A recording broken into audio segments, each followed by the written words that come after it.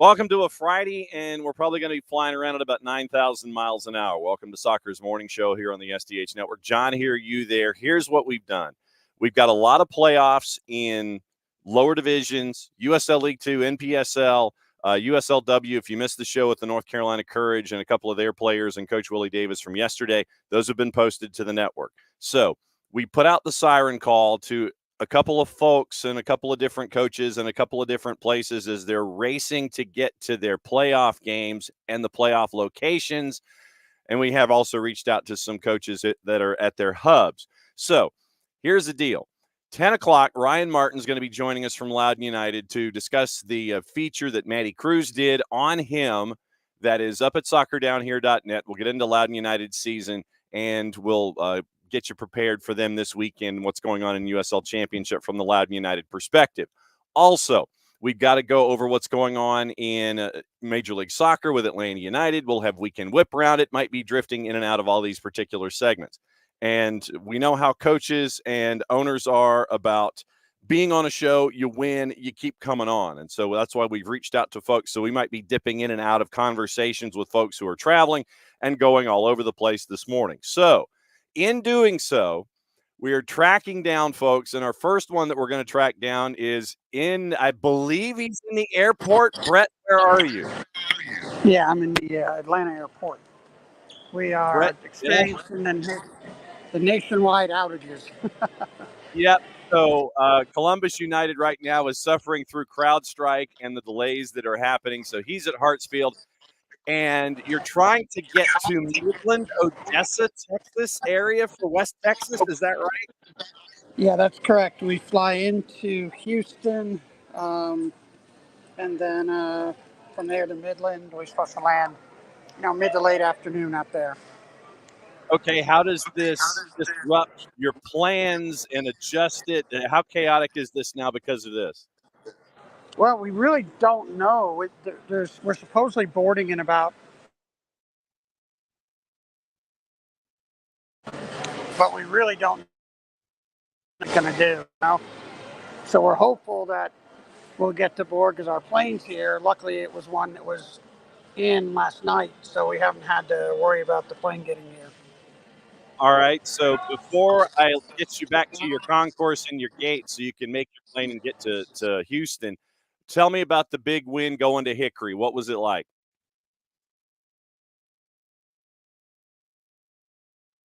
And this is what happens when an entire civilization is at the busiest airport on the planet, and you're trying to talk to folks who are stuck because of CrowdStrike. There we go. Tell me about the win before you get out of here, Brett. Yeah, it was a great game. I expected everything that happened. Basically, I knew it would come down to just moments. They're a very good team. They've done a great job with the crowd and things like that. They had over 4,000 at the game, and it just came down to a moment. Where we went up a goal, they tied. We went up a second goal, they tied, and then we happened to get the third one. They just ran out of time, so they couldn't tie us again. So it was a great match. I don't feel like either team lost. It just one team ran out of time. I think both teams competed really, really well, and I was impressed with the way their guys played and the way they carried themselves. And then after the match, the class with which their entire organization treated us and their fans were amazing. So it was a great game, but it's like I expected it to be, though. All right. Like I said, I just wanted to have you in a couple of minutes, figure out where you were on your journey. Be safe, make CrowdStrike, help everybody out, and get you to Houston and get you to the matchup tomorrow against West Texas. Be safe. We'll catch up with you on the flip side. Thanks again for hopping in from Hartsfield. Thanks, John. Appreciate it. Have a good day. You too. Brett Teach, the head coach at Columbus United. And so that's kind of what we're looking at here. Brett is in the airport, and so that's where Columbus is right now. Columbus United is getting ready to get to West Texas. So you heard what Brett has to do. He and like 9 gazillion other folks are trying to get out of Hartsfield-Jackson. They've got a playoff game. At least it's tomorrow. NPSL playoffs are tomorrow. We'll go over the matchups in a little bit. We might go over them here in just a second. But League Two is today. NPSL is tomorrow. And so you've got teams that are going around all over the place. And hopefully the USL League Two teams, if they're going on ground, they should be okay. If they're in the air, and hopefully they traveled yesterday to get to their locations. All right. So since we caught up with Brett Teach at Columbus United, let's go through the NPSL matchups. Like I said, it's weekend whip around. We've got to go through the juice boxes with Major League Soccer. We've got to go through the referee assignments for Major League Soccer this weekend and see where things are when it comes to the three groups. You've got the lead group in each division. You got Chase Group number 1, Chase Group number 2. So it's almost turned into a Tour de France kind of a thing in the Eastern Western Conference. All right, NPSL playoffs. Now that we got to catch up with Brett Teach. West Region tomorrow, El Farolito. We know about them and deep runs into tournaments. El Farolito is taking on FC Arizona. That's tomorrow in the West. Midwest Region, Steel City in Pittsburgh, hosting Duluth FC. Yes, we have reached out to John Schuster. We'll see where they are on their travel, and we'll find out if they flew or if they were flying or if they're driving from Duluth, Minnesota to Pittsburgh, Pennsylvania. That's one of the questions. Like I said, we've reached out to Shuey. We'll see if he drops in. South Region, West Texas FC, Midland, Odessa area, Columbus United. That's tomorrow. East Region, FC Motown, New York Shockers. That's tomorrow. So FC Motown beat Virginia Dream. Those are the two teams that in the Northeast, they'll bring in old MLS players. Virginia Dream, actually, I think had Bill Hamid on their roster. And so FC Motown, they'll bring in old MLS players and things like that. So it's FC Motown, New York Shockers. That's your final 8 in the NPSL. Whew. All right. So that's kind of what I'm anticipating today being here on the show, is flying around and seeing what's going on. Morning, Alex. Morning, Will. Morning, Bam. Happy, yes. MLS open transfer window. And may the moves be fast and furious. So we'll see how the moves are with everybody. Marco Royce, probably looking like LAG. Yesterday on the show, we had the Samuel Adeniran move that broke during the show, where Sam Adeniran had a change of address. That's out there. And so we still are looking at international transfers. Like I said, Marco Royce on the board and possibly to LAG. But once again, you're looking at massaging salary caps and things like that. No, Tom, because we do have to talk about that. Tom says it's not a good morning all. Will, are we still in the Peloton? Yeah, everybody is still in the Peloton. You have not been dropped from the back because of a timing issue. Everyone is still engaged. Since Tom brought it up, I'll go ahead and bring it up this morning. The takeover bid fell through for Everton. And so here is the details. And once again, this is courtesy of our friends at Talk Sport. LAFC, according to BAM, has a puncture. Everton have announced that the Friedkin Group, those talks have ended. TalkSport revealed last month that Farhad Mashiri had accepted an offer from the U.S.-backed buyers. Roma owner Dan Friedkin emerged as the front runner.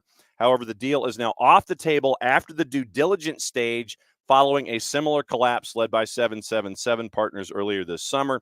Friedkin Group were viewed as an answer to Everton's ownership issues. Once again, this is wording from TalkSport.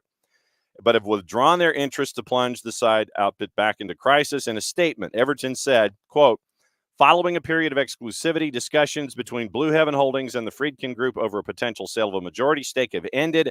The Friedkin Group will not be progressing with a purchase of the club. Both Blue Heaven and the Friedkin Group entered discussions in good faith to explore whether a sale could be agreed. Discussions have concluded. Parties agree it is in both their interest for Everton to explore alternative options. Friedkin Group will remain a lender to the club and is proud to have played a key role in enabling the new stadium to be built, which will ensure a bright future for both Everton and the city of Liverpool. Blue Heaven Holdings maintains a positive relationship with the Friedkin Group. Well, I would hope so if they're going to continue to lend you money, and would like to thank them for the time and effort they put on the process. When there's further news to share, provided by the club's official communication channels. So, no, it is not a fun morning for Ropes and Tom and Evertonians. So you got to keep an eye on that situation. It's back where it was. And another couple of quick things here. It looks like Inter Milan has an agreement in place with Venezia over Tanner Tessman. 22-year-old is running on an expired contract, no intention to hang any further at the Stadio Pierluigi Penzo. Inter pounced on the opportunity, securing an accord. This is from our friends at One Football. Ironing out final details for personal terms. Antonelli confirmed the two clubs have now reached a full agreement, closed the deal.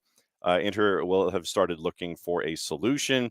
And so there you go. Reported yesterday to start, but now apparently Tanner Tessman to Inter Milan is now getting closer to being officially official. So keep an eye out on that and everything else that's going on. Will 777. It's not exactly been a good faith partner in their soccer owning, so I don't think we should be shocked by this. No, 777, and we have gone deep into 777 partners, and it was, they ain't all that. And Yosemar Football is a site that does some tremendous work, and they have done a lot of deep dives on 777 and how they may not be worth the paper that they are printed on. I would suggest your requested required reading be their background stuff on 777, where assets are being seized, they're in courts, multiple countries are combining their resources to chase after 777. And when 777 can only get loans secured at basically 35 to 40% interest rates, that ought to tell you stuff. But yeah, our friends at Yosemar Football, Josimar Football, have done some great investigative work when it comes to 777. I don't know. I hit reset, Tom. Reset your button. Bonza Airlines and we talked about Bonza and a bunch of other things. Standard Liège, I think, had their assets seized. Will says, I know Red Star and Paris love them because they're everything that fan base is against. Think St. Pauli, but Parisian. They loathe them.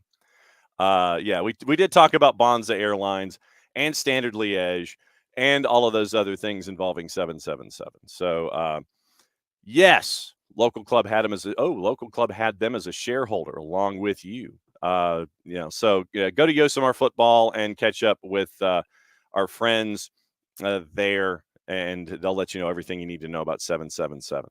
Let's see, gossip, rumor, and innuendo. Let's go ahead and do that out west, since we have whiplashed our way into international stuff because of the transactions in Everton while we're here. Looks like West Ham is in talks over N'Golo Kante from Saudi club Al-Ittihad, which could cost in the region of £20 million. Spurs aiming to beat Fulham to sign Scott McTominay, 3-letter paper. Keep an eye on the 3D. Drew will let you know what's going on with his beloved United. Fulham want to bring in Andre from Fluminense as they look to replace Joao Palhinha, who moved to Bayern Munich. Arsenal look to send their interest in Mark Gahey to Crystal Palace, and who's demanding more than $70 million for the 24-year-old international. Brentford expected to reduce their asking price to less than £50 million for Ivan Toney because of a lack of interest. 3-letter paper. Manchester United remain interested in PSG's midfielder Manuel Ugarte. Spurs have been in daily contact with representatives of Jonathan David as they consider submitting an offer to Lille. Chelsea plan on rewarding Cole Palmer, you damn well better, with an incremental wage rise following his form last season. QPR interested in New Zealand's former Bayern winger Sarpreet Singh. Italy's defender Riccardo Calafiori has been asked to take part in Bologna's preseason as Arsenal try to reach an agreement on evaluation. Chelsea reportedly approached Lens to sign striker Eli Wahi as the Blues failed approach for the Frenchman last summer. Now hits round 2. Lyon reportedly set to announce the signing of Southampton 16-year-old forward Alejandro Gomez Rodriguez from the England U16s in a 3-year deal. It's from Fabrizio Romano. Chelsea reportedly asked PSG about the availability of Gonzalo Ramos and Randall Colomowani to replace the departing Romelu Lukaku. It also appears that Lukaku is finding a new home within the league itself. So that is your gossip, rumor, and innuendo involving everything going on overseas. So once again, let me go through the rundown this morning. We're checking to see if our friends from Beyond Goals can visit at 9:30. If not, that's when we'll do Weekend Whip Around and get you squared away with all of that. We do know that weekend whip arounds got to get moving. I could blow through the juice boxes, and that might help out a little bit. I'm convincing myself I think I probably should go ahead and start doing that while we're waiting to see if guests can come in or not. And once again, 10 o'clock, Ryan Martin, head coach at Loudoun United, joining us. A great feature piece that Maddie did over at soccerdownhere.net. And we're going to explore Loudoun United a little deeper and Coach Martin and his relationship and what he's learned with his time there at Loudoun at 10 o'clock. 10:20 to the end of the show.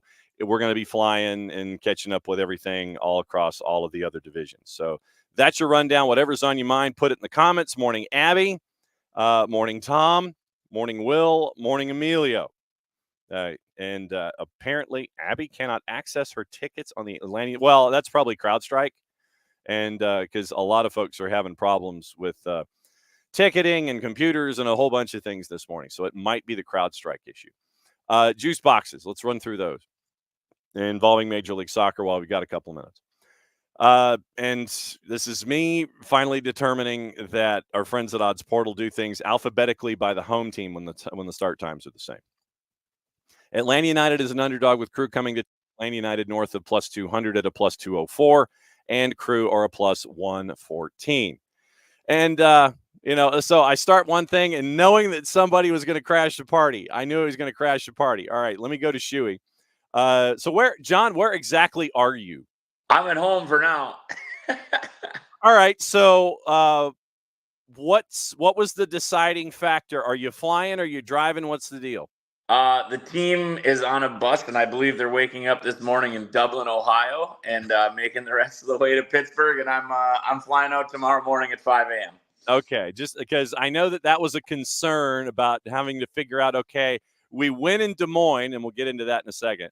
Yeah. So you win in Des Moines. You tried to figure it out. How long did it take you to figure out? Okay, we just need to get them on a bus and get them out of here, and then we'll figure out the rest as we go. We pretty much decided when they left that they were just going to take the bus the whole way. So, and I mean, it's yeah. I just encouraged the guys. I went there and I was like, "Here's the deal. You're never going to forget about this. Like, you go and get a big win down in Des Moines. If you guys can pull that off, hop on the bus. Like, the team's such a family. I mean, they really come together in that aspect. So, I think whether it's 2 days or 3 days of travel, whatever it is. But I mean, it was only 12 hours of driving, okay. So it's just a little breakup in 2 days. So yeah, I hope they played some Cards Against Humanity and had some fun on the bus, and we're gonna make sure we fed them good all week. So yeah, whatever. Okay, so break down the win for me. I was keeping an eye on social media where you got to catch up with some old friends and things like that, folks that you hadn't seen in a long time.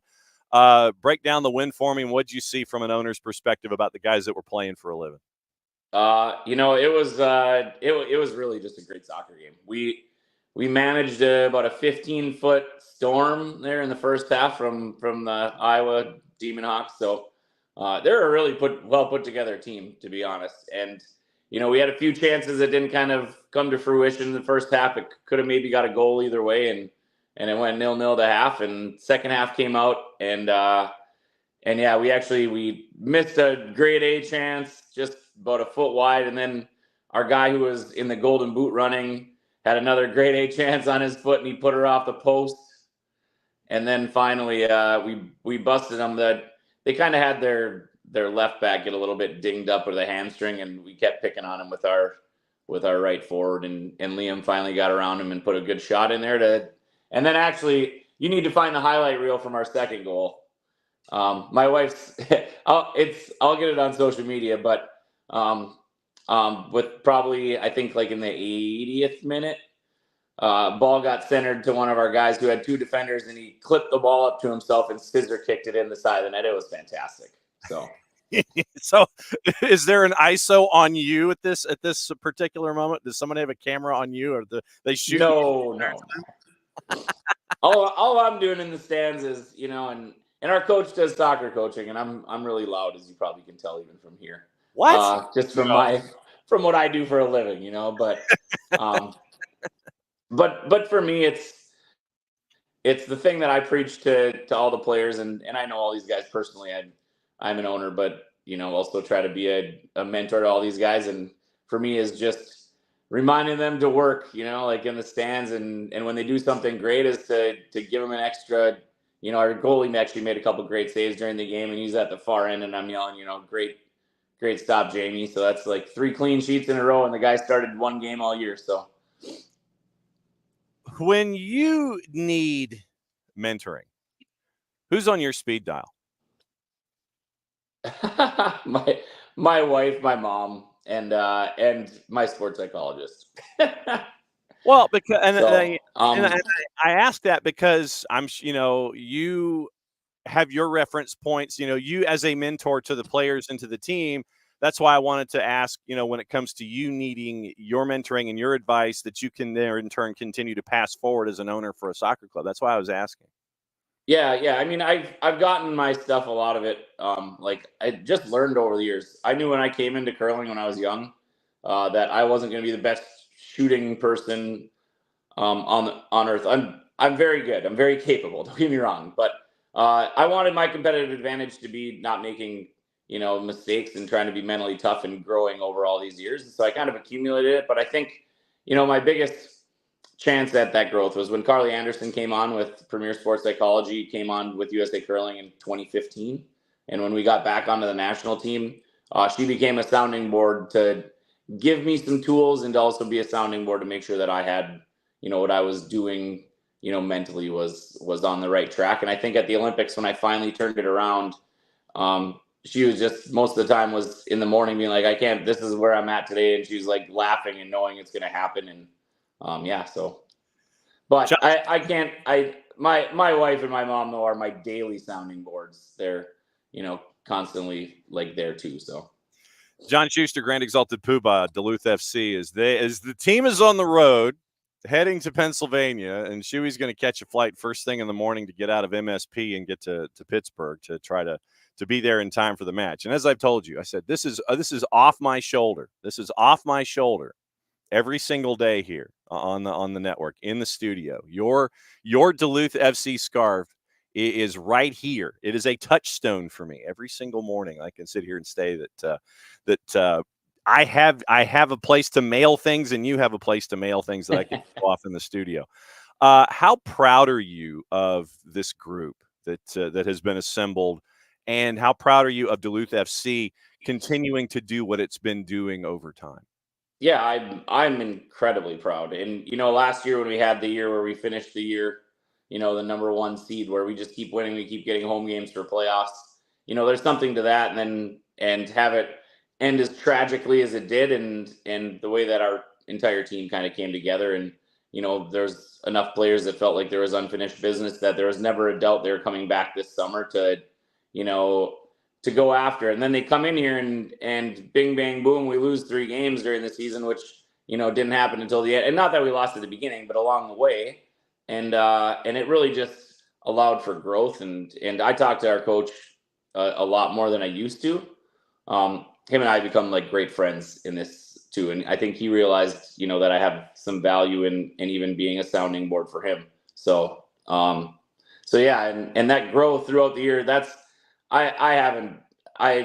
I'm so proud of where they got to, because I got him living with me too, and one of the leaders on the team that lives in my house, and same deal, is just trying to make sure that these guys realize that it's not going to matter until we get to playoffs. Like, let's just build and build and build, and getting to playoffs is job one, and then when you get to the trophy game, that's when you worry about winning trophies, because I think they came in here talking about trophies. I said, hey boys, we got to focus on the process here and let the results happen. Owner, billeter, Grand Exalted Poobah of everything going on with Duluth FC. Duluth FC is the number 3 seed in the Midwest region. They are traveling to Pennsylvania to take on Steel City FC. They are the number 1 seed. It is tomorrow. Do you know what time kick time is tomorrow? 7 p.m. Eastern time. Okay, so 7 p.m. Eastern. Follow along on all the social medias and follow John on his, because I'm sure that other folks will be taking his phone away from him so they can post things and he can focus on the match. Oh, no. My phone will be in my pocket because I'm going to be getting texts. I'm traveling out there, but I'm also going out there taking I get lots of miles for curling things. So I decided our general manager, our media guy get to both need to be there more than I do. I'm just the bonus. So miles and points, brother. I know exactly what that is all about. If you would please, sir, be safe and get out there, and may the guys be safe and be healthy and have a fantastic match tomorrow. Thank you for crashing. As you well know, you have golden ticket status, and it doesn't matter when or where or how. If you want to come in and talk about anything from Minnesota United and your Loons and your new coach to what's going on with you to all of your stops on, you circle back after the weekend and we'll catch back up, and hopefully you'll still be rolling. But it's always great to see you, my friend. Be safe, get out there, and come up with a result on Saturday. All right. Thanks, John. Thanks for having me, man. All right. That's John Schuster. And that is that's part of the cool. I don't know. Is Schuster a trampled by turtles fan? Okay, so I'll have to ask this. All right, so let me shoot him an email real quick since he all right, so reply. How many people am I replying to here? No, Brett's been on the show. So I'm sitting here and eliminating folks, trying to figure out who I can talk to here. All right. So it's like when you hit reply all, yeah, let's say inquiring minds from the audience want to know if you're a trampled by turtles fan. If I could spell turtles fan. All right. All right. So I have asked John Schuster that question. Inquiring minds from the audience want to know if you're a trampled by turtles fan. So there you go. All right. So now Shuey has been asked that question. So here's the deal. John Schuster is catching a flight tomorrow, and he's going out there. The team is already on their way on a bus. Thank you for Will. Thank you. A folk bluegrass band out of Duluth. Yes. So trampled by turtles, a folk bluegrass band out of Duluth. So that now we know. And now, in a situation like this, thank you for filling in the holes with all of that. So, thank you for filling that in, because I was trying to figure out what the what that was all about. And now you know the rest of the story. Yes, thank you. That was what I was trying to get to. I had no idea. I have never heard of Trampled by Turtles. So there we go. Abby, public service announcement. Free ice cream at Supporters Tailgate given out by Atlanta United Legends. National Ice Cream Month brought to us by our friends at Brewster's. I saw the notice. I don't know who the Legends are, Abby. If you are at liberty to discuss who the Legends are, let me know. Yes, while supplies last. The Legends or the ice cream? So, yeah, free ice cream at the tailgate given out by Atlanta United Legends. So, got to keep an eye out for that. But, all right, so Chewy has been alerted. He wanted to know if, all right, so trampled by turtles. All right, juice boxes. We were getting into that. And so, of course, the second I get into juice boxes, we're probably going to have somebody else come in. So we've been joined by Brett Teach at Hartsfield-Jackson International Airport, waiting for a flight to Houston. They're stuck in crowd strike problems at the world's busiest airport. John Schuster, his team is on a bus. They're heading to Steel City to take on Steel City tomorrow night at 7 o'clock. Shuey's catching a flight out of Minneapolis tomorrow morning at 5, first thing, to get out there and joining with the media relations and a couple of other front office folks. Miles and points. That's the beautiful part. All right. So where were we? Atlanta United Columbus Crew. Atlanta United is a plus 204, and Columbus Crew is a plus 114. And the draw, if I can find it, is a plus 282. CF Montreal and Toronto FC, part of Canadian Classique. CF Montreal is actually favored at Stade Saputo. We all know about Stade Saputo. At a plus 112, your draw is a plus 270. Toronto FC is a plus 218. Messi and Friends, which is just going to be and Friends, taking on Chicago in Fort Lauderdale. Messi and Friends, the and Friends are a minus 147, as they should be. Both the draw and Chicago Fire at a plus 333, plus 334 within the margin of error. Also, Revs hosting FC Dallas. Revs are favored on the minus side at a minus 110. Draws a plus 291. FC Dallas is a plus 260. Red Bulls in Cincinnati. Red Bulls are a minus 104. Draws a plus 271. FC Cincinnati is a plus 264. Once again, FC Cincinnati missing center backs and because of injury. And remember, they're not going to have Miles because of the Olympics. Orlando City and NYC. Purple team is a plus 102. Your draw is a plus 273. NYC is a plus 242. Philadelphia Union, who set history having Kevin Sullivan come into the match in the midweek, they are favored at home, minus 127 as Nashville SC comes to town. Your draw is a plus 298, so basically a plus 300, and Nashville to win is a plus 308. 8:30 starts, or 8:30 projections for 8:40 starts. The broadcast starts at 8:30. Austin FC and Charlotte. Charlotte on the road, they are an underdog at a plus 179. Draw is a plus 247. Austin FC at home at Q2 is a plus 142. Minnesota United, John Schuster's Loons, minus 133. San Jose is a plus 304. No real surprise. Draw is a plus 321 for the game at Allianz. The interstate battle between Sporting and All Caps. Sporting is favored at a minus 112. Draws a plus 295, and St. Louis City SC is a plus 266. 9:30 broadcast start, Colorado and RSL. We talked to Nico Moreno about that matchup as a part of weekend whip around with him yesterday, playing Cliffhanger with him and Nick. Colorado is a plus 102. Draws a plus 286. RSL without Chicho Arango is a plus 234. Seattle, 10:30 broadcast start, hosting LAFC. Seattle is favored at a plus 148. Draw is a plus 244. LAFC is a plus 175. Also, 10:40 broadcast start, Vancouver hosting Houston. Vancouver is a plus 106. Draw is a plus 273. Houston is a plus 233. 10:45 start, LA Galaxy, Portland Timbers. LAG is a minus 132. Draw is a plus 345. And Portland on the road at LAG in Carson is a plus 285. So that's what you're staring at with your juice boxes here. Yes, it is. It is legitimately a Friday pre-juice box hour. All right. Going back to the discussion about Trampled for Turtles. Tom says the only blues group he's familiar with is Hayseed Dixie. I don't know a whole lot of bluegrass except for maybe Sierra Hull. That's about the extent of it for me.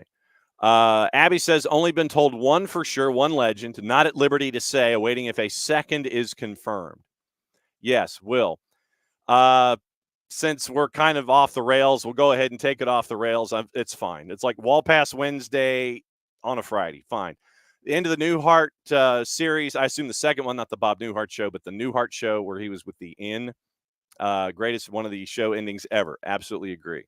Because if I remember the story correctly, they had to kind of smuggle. No one knew that Suzanne Plachette was going to be in that last scene. And in the last scene, as they're taping it, they had to obviously keep the set dark. And, they knew that Bob Newhart was in bed or whatever. And then they had to kind of smuggle under the cover of darkness Suzanne Plachette into the bed for that last scene. And you want to talk about a pop. We always talk about pops. When the crowd, they get that first crowd reaction, the pop that we talk about. You want to talk about a TV studio pop, one of the loudest, longest pops ever that I can recall, is when the lights come up, the lamp turns on, and Suzanne Plachette has that first response with Bob Newhart. The pop on that moment, it's one of the loudest pops I can think of when it comes to a taped in front of a live studio audience kind of thing. That's one of the loudest pops I can think of in television. Emilio asking the question if the Legends can still play. I don't know if you can make a roster exception. I don't know if there's a Legends roster exception. That'd be the problem. Will, it is the Friday pre-juice box hour. Messi, sprain of some sort with ligament involvement. Didn't hear what grade. He's going to be out for these two matches, midweek and weekend. Not playing. We'll get into the availability report coming up in a bit. But I would not be surprised as we lean into All-Star Week and activities in Columbus. If he shows up, sure. I don't know how active he will be in All-Star. I think that he's got to be there, and I think he's got to sit there and do the imitation palatial wave to everybody at the Death Star at Lower.com Stadium in Columbus and go, hi, I'm here. I don't think he's playing. Maybe skills. I don't know. But, he's going to be there. He's got to wave, and he's going to do all the things. You just ain't playing. Yes, Abby, absolutely true. Don't know if you can do a short-term call-up on that. Bam is saying load up on Seattle. And sprains, Abby says, take a long time to heal, longer than fractures. But, yeah, when you see an ankle like that look like a batting donut from the old days of looking at, on-deck circles, and those kinds of things, that was wild. I mean, I know the whole thing about gravity and sprains and things like that, but man, that was just that was absolutely wild to see something that size. Availability report down the line, and we'll get into the disciplinary summary for match day 27 after this. Obviously, no Noah Cobb, no Caleb Wiley for Atlanta because of international duty. Edwin Mosqueda out with a knee still. No one out for Austin. Junior Urso out for Charlotte. Chicago Fire out. Chase Gasper, Andrew Gutman, Navarro. Xherdan Shaqiri still hasn't returned from Euro duty. And Chicago is apparently cool with this still. Frank Klopas was asked about it after the Euros, and not so big Shaq hadn't returned yet, and Frank was like, we talk to him regularly. We know what's going on. We're cool. Okay. So they're cool with it. Carlos Terán. So 5 players out for Chicago Fire, 4 from leg injuries and 1 because he's not there. FC Cincinnati, no Alec Can, no Malik Pinto, Lucho Acosta questionable because of a foot injury. And so, of course, what did I do? I started him on my fantasy team. Colorado, Adam Beaudry out international duty. Calvin Harris out with an injury. Georgi Mihailovic out with international duty. Jackson Travis is out with a groin. Evan Bush is the only injury for Columbus heading into the weekend. FC Dallas, Bam says load up on Seattle. Out. Delgado, Ferreira, Frazier, Jesus, Pomacall, Velasco. No wonder FCD is a dog. Questionable is Jaramendi and Peter Musa. DC United out Connor Antley. Russell Canals is not attached to an injury status. Jacob Morel is out with a head injury. You have to keep an eye on those. Houston, Nelson Quinones out with a knee. LAFC, Delavalle out with a knee. Galaxy, Aude, Brugman, and the Bishop, Dejan Joveljic, all out with injuries. Groin, knee, and a hammy. Inter Miami, Kremoski, obviously out on international duty. You want to catch up on Benja Kremoski, then you can go to MLSsoccer.com. They've got him on the front page wearing the stars and stripes. No Farias, no Freire, no Messi. So it's and friends again, and they're favored again. Minnesota United, Bacharach, Taylor, Trapp out. Clint Irwin, questionable. So you might be down to your third keeper if you're Minnesota United. Montreal, Ketterer out. Lapalainen, questionable. Nashville, out. Gaines, Godoy, Leal, McNaughton. Surridge, questionable. Emilio, only one player out for Columbus, and it's Evan Bush. So it's going to depend on what Wilfred Nancy wants to do, if he wants to rotate or if he's bringing in first choice. I imagine that to keep pace, it might be something close to first choice. We'll go over the standings, too. Revs, again, crazy listing of folks who are injured. Boateng, Barrero, Buck, Shankalai, we know he's out for the year. Both heels. So you don't have one heel that's injured. You got both your heels that are injured. Carlos and Nacho, and Nick Lima. Questionable. Jones, DeJuan Jones, Kay, McNamara, Peyton Miller, and Vrioni. New England's in a world of hurt, and I mean that figuratively and literally. NYC out. Gray, Malachi Jones out for the year. Kevin O'Toole and Andres Perea. Red Bulls out. Forsberg, Rawld Mitchell, Ngoma, Peter Stroud, John Tolkien's on international duty. Purple team. Halliday, Duncan McGuire, international duty, and Mason Stadahar out for the year. Philadelphia, Isaiah LaFleur is the only injury. Portland has a match day 27 bye. RSL out. Bonilla, Ruiz, Silva, Justin Glad is questionable. And remember, they also don't have Chicho Arango, who's out on suspension. San Jose, you want to know why they're a dog in the juice boxes, in addition to being last in the West? Out.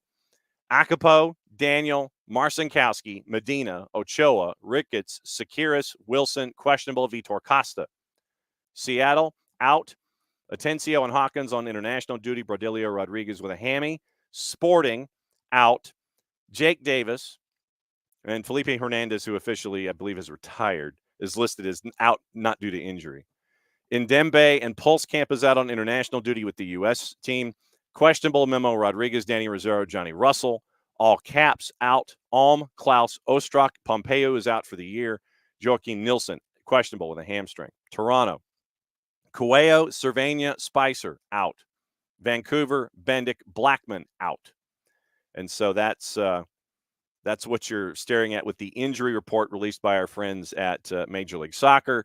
Disciplinary summary. And that was Tuesday's notes, by the way, as to out and out. You got a bunch of 17s. Chicho Arango out for the 20th as well. We mentioned that. Caution accumulation warnings. You have folks that are currently one caution away from a suspension and or a fine. Atlanta United is not in that discussion at all. Neither is anybody from Columbus. So Timbers and RSL fined for mass confrontation. That was earlier this week. Violation of the mass confrontation policy in the 7th and 22nd minutes of their match against RSL back on July 13. Portland violated the policy for the first time this season, and an official warning. I feel like official warning, like the robot in Lost in Space, has been issued to Phil Neville and the club. Due to their roles in the mass confrontation, Claudio Bravo, Miguel Araujo, Dario Zupric, Juan Mosqueda, Evander, Eric Wilson, Felipe Mora issued undisclosed fines for inciting and or escalating a mass confrontation. So they all got envelopes from the league. RSL players got fined for the confrontation in the 22nd minute, the same match. Salt Lake have violated the policy for the second time, and Mastroeni and the club have been fined undisclosed amounts. Alexandros Kotranis, Andres Gomez, Christian Arango issued undisclosed fines for inciting and or escalating a mass confrontation. Miles Robinson got fined an undisclosed amount for failing to leave the field in a timely manner for his match against Charlotte on the 13th. Stian Gregerson got fined for not leaving against FC Montreal. Marino Hinestrosa, undisclosed amount for failing to leave the field in a timely manner a week ago against LAFC. So those are your notes on fines, suspensions, warnings, finger wags, all of that kind of stuff. VAR will be available this weekend. Bam, I don't know if you want it at this rate. Here's your assignments. Since we're in that vein, once again, Ryan Martin, head coach at Loudoun United, joining us at the top of the hour. Your assignments for week 28. Adjust appropriately. Rosendo Mendoza is the man in the middle for Atlanta and Crew. Corey Parker, Jeffrey Schwartzel, your ARs. Nabil bin Salah is your fourth. Kevin Terry Jr. is your VAR. Fabio Tovar is your AVAR. Marcus de Oliveira is the man in the middle for Messi and friends in Chicago. David Barry, who was VAR in the matchup in the midweek for Atlanta United at NYC and was also the man on VAR for Atlanta United and LAFC, and the Brad Guzan Red in the Mateus Bogish incident, is your VAR for Messi and friends in Chicago Fire. We still haven't addressed briefly why it took 3 minutes to make the right call on what could have been the second goal for Atlanta United, which was offside. It was the correct call that Xande Silva was coming back from an offside position to touch the ball for Atlanta United, but it took 3 minutes to get to that conclusion. Instead of looking at the goal in and of itself, it took 3 minutes to go back in the play while it was the right call and have Xande Silva being judged to touching the ball coming back from an offside position. Once again, 3 minutes to make the right call. Let's be faster, people. CF Montreal and Toronto FC. Armando Villarreal's the man in the middle. Pierre-Luc Lozier is your fourth. Edvin Jurasevich is your VAR. Joseph Batko is your AVAR. Mark Allerton, man in the middle for Revs and FC Dallas. Yunus Morakchi, your VAR. Mike Kampmeinert.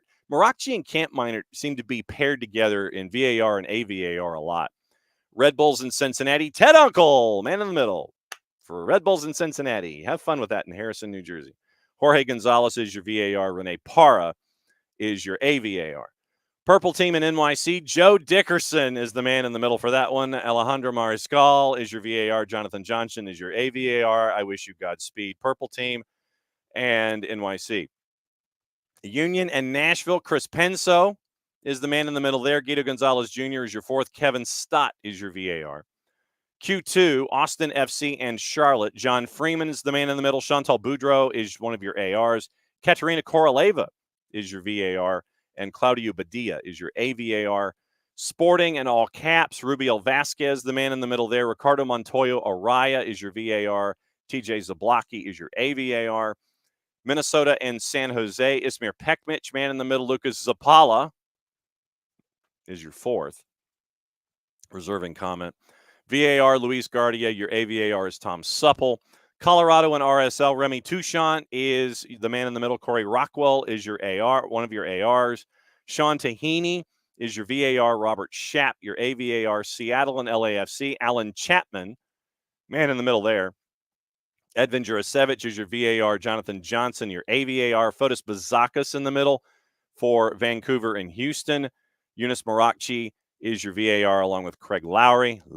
Craig Lowry. And LAG in Portland. Sergi Boyko, the man in the middle.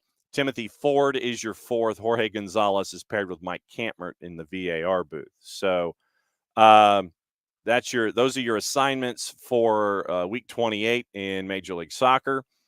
For Atlanta United and Atlanta United 2 and MLS Next Pro, they have a matchup against Crown Legacy this weekend. And there's one matchup tonight. It is NYCFC 2 on top of the parking deck against Philadelphia Union 2. And checking to see Velimir Stefanovic is the man in the middle at the Sportsplex at Matthews for the 5 o'clock kick on Sunday afternoon. Hillis Waddell, the third, and Jennifer Dumaine are your ARs. Your fourth is John Matto. So that's your ref assignments for the weekend involving Atlanta United, involving Major League Soccer, and involving Atlanta United 2 as they go to Crown Legacy with that matchup in MLS Next Pro on the board. Getting into the standings once again to remind you about where things are with the teams in the peloton. You've got three distinct groups. You got the lead group with the yellow jersey right there. They're in the lead. Then you've got the first chase group and the second chase group. In the East, just to remind you where things are, Columbus has 2 matches in hand because of CONCACAF, and so they can make up some ground if they win out when those weekends or weekdays are caught up. Messi and friends right now on top at 50 points, 2 points ahead of Cincinnati. Both have played 24 matches. Columbus, 2 matches in hand, 5 points back. They're at 43. If they win out, they're at 49 when those matches are made up, if they keep the pace. That's your first group in the East. Chase group number 1. Red Bulls at 38 on 9 wins and 11 draws, by the way. NYCFC, 11 wins. They basically have flipped what we see from Red Bulls. NYC is at 11 wins, 37 points. Charlotte, 10 wins, 36 points. That's your first chase group. Orlando is kind of lagging at the end of that first chase group. And since we're in the mountains right now, or at least we were earlier in the week with that Tour de France thing, if you're lagging off the back, you might get caught by the next chase group. So Orlando right now, they're 3 points behind Charlotte. They're in 7th. 6 points. There's a bit of space. So there's a bit of wiggle room there at the end of that second chase group. Third group, the second chase group, is chaos. Literally 8 to the bottom. 3, 6, 8 teams separated by 5 points. Like I said, we knew that the East was going to be a street fight. It just so happens right now it's for the 8-9. Toronto, Montreal, both at 27 points. Toronto has 2 more wins. And Montreal has a match in hand. That's your playoff bar. Montreal, 27 points. Nashville's at 26 points. They have a better points per match average, having played one less match than DC, and a better goal difference. Nashville, 6 wins, 26 points. They're in 10th. DC, 6 wins, 26 points. They're in 11th. Atlanta, right now, 24 matches played, 2 points out of a playoff spot, 2 points out of the 8-9. They're 25 points. Better goal difference than Chicago. Big better goal difference than Chicago. Philadelphia is now at 24 points with their big win. They've evened up their goal difference margin, and New England right now at 22 points. They have a goal difference of minus 24. 22 matches played, they've only scored 22 goals. They are dead last in the East, 15th with 22 points. The Western Conference, your league group, LA, LAFC, and RSL. No real surprise there. LAFC, though, has 2 matches in hand on LAG. They have a match in hand on RSL. LAG's at 46 points. LAFC, 2 matches in hand at 44. RSL, 1 match in hand at 44. So everybody's chasing. LAFC has already played 25 matches. They'll play their 26th this weekend. LAFC in Salt Lake, they have some wiggle room to catch up and surpass. First chase group. Vancouver at 38 points, 11 wins. Colorado, 38 points, 11 wins. Vancouver, better goal difference, so that's why they're in 4th and not 5th. Seattle is at 37 points. Portland's at 36. Houston is at 34. So that's your first chase group. 5 teams, 4 points to go from 4th to 8th. Good week can get you moving up. Bad week can get you heading closer to the play-in. 9th right now, your third group is Minnesota, Austin, Dallas. Minnesota's at 30 points. Austin's at 30 points. Worst goal difference. That's why they're below the playoff bar. Dallas at 29 points. They are at 29 points, 24 matches. They are in 11th. Fallen off the pace. They're the ones that could be pulled because of time. Sporting at 23 points. What do you want to bet Sporting in all caps as a draw this weekend? I'm just saying. Sporting Kansas City, 6 wins in 25 matches. They've given up 51 goals in 25, an average of just more than 2 a match. 23 points in 25 games. St. Louis, 24 matches played, so they have a match in hand on Sporting, but they're at 22 points. 4-10-10, 31 goals scored, 24 matches. They have not won on the road this year, away from City Park. And then San Jose, the sweepers and the Renault and the Citroen that have the race officials in it, they're keeping an eye on San Jose. 4-18-2, 24 matches played, 14 points, 59 goals allowed by San Jose this year. Sorry, Jarrett. 59 goals allowed in 24 matches. We did the math on that the other day. It's what? 2.4. 2.4 there. 31 goals scored in 24 matches. So 7 over 24. It's like 1.3 to 2.4. That's not a good margin. And so that's where the standings are when it comes to everything that is attached to Major League Soccer. You got your standings, your player availabilities, all those kinds of things. Getting ready for hour number 2. And this is where we get to kind of catch up with friends. And we have a new friend. And if you had a chance to read Matty Cruz's piece on Ryan Martin up at Loudoun United, it's a really good piece to kind of introduce you to what Coach Martin has been doing there at Loudoun, what Loudoun has been doing now that they're in USL Championship and, not attached to DC United per se. So it was a great feature that Matty did. And so as I'm trying to filibuster to get it to 10 o'clock, I don't think I'm going to make it. So I'm just going to go ahead and bring Ryan in. And so Ryan Martin, the head coach at Loudoun United, is joining us here to start things off in hour number 2. Coach, welcome to the morning show. Thanks for dropping by. John, thanks for having me. Really, really appreciate it. Look forward to speaking with you, and thanks for the interest in Loudoun. All right, so let me go back to, and what I don't want to do is, yes, we all need to be properly hydrated. So what is the glass and what's in the glass? Because I always ask what's in the mug if it's coffee or anything like that. So right now I'm doing a Polar Seltzer. There you go. Yeah, it's my go-to. My wife's and my go-to. So stay hydrated. It gives you little bubbles, gives you a little flavor. It starts your morning off right. There you go. When you started with Loudoun, Let me go back to that day one. Do you remember what your first day of work was like? Yeah, it was a kind of a crazy one because I came basically like 10 or 11 games into the season from when Richie Williams went up to New England. And I actually flew in from Dublin, Ireland. I got actually a call when I landed from doing my UEFA license with the FAI, and Dave Casper was like, "Hey, Richie's taking this job. Would you be interested?" Blah blah blah. I said, "Absolutely." I knew most of the kids at the time. I knew what their goals and ambitions were. I also knew I wanted to coach at that level, and so when he offered, it was a pretty easy decision. And then my first day was really, coming in and I think it was really more of a, how do I help you the players here get to where you want to go? I think that was an important one because the club at the time really wanted a bridge between the academy and the first team. And, that was my goal at the time. So yeah, it was basically a meeting of like, look, I know most of you, but here are the expectations.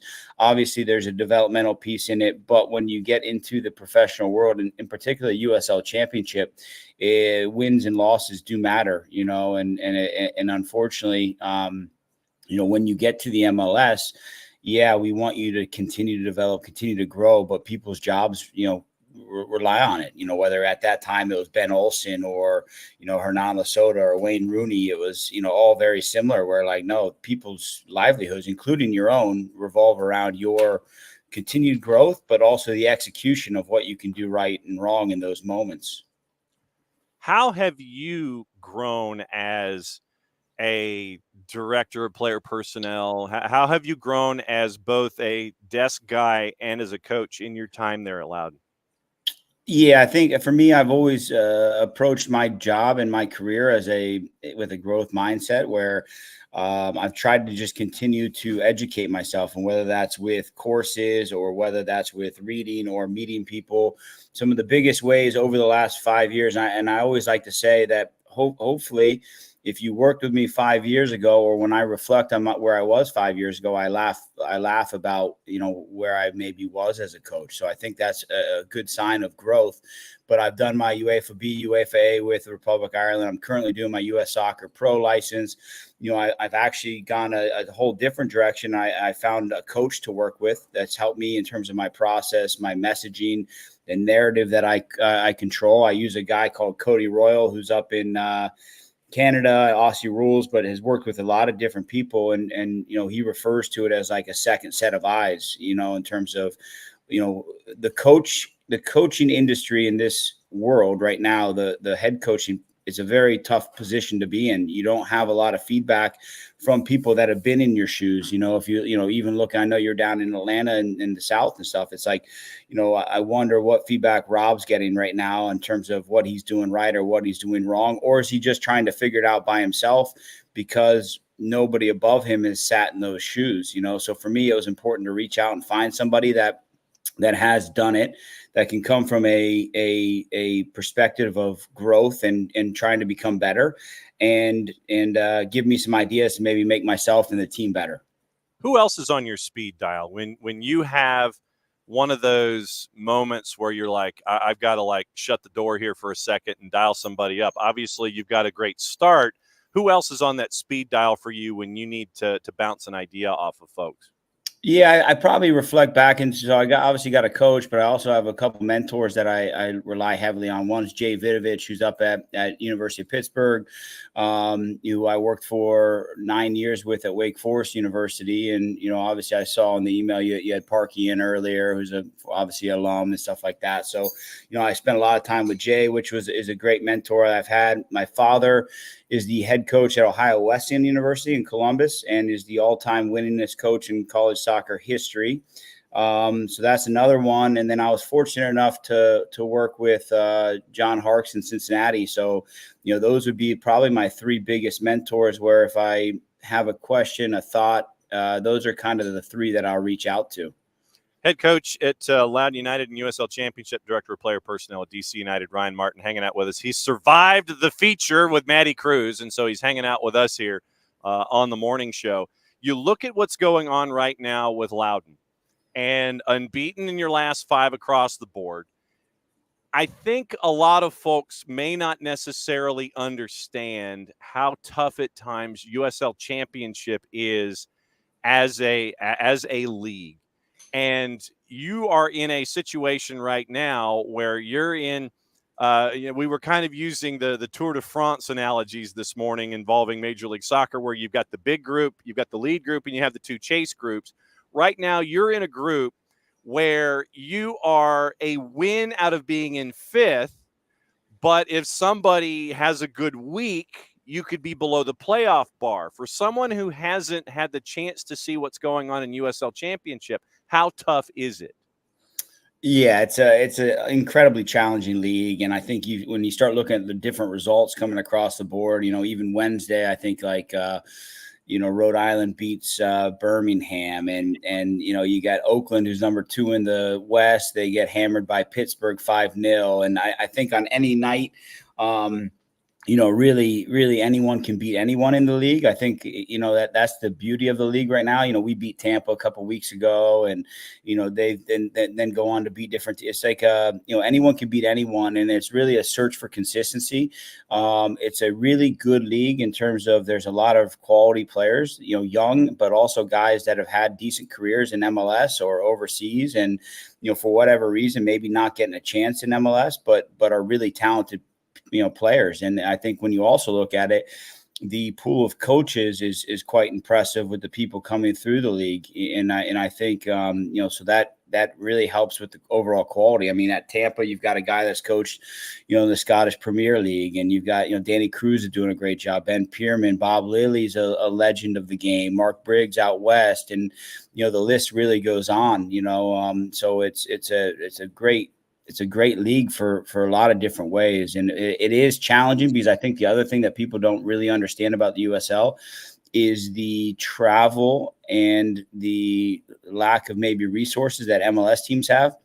We don't charter flights, so if you play in, like today, for example, I wake up and, all the airports are down and whatnot. If we were traveling today, we'd be stuck in the airport for 8 hours, and then we'd still have to play tomorrow wherever we were going, and it happens to every team in the USL. We were flying back from Sacramento, and we got detoured to San Francisco for 12 hours and then had to play 2 days later against El Paso at home. And, when you look at those type of things, which happen to all the different teams, it makes for even more difficult, moments in your journey as a team.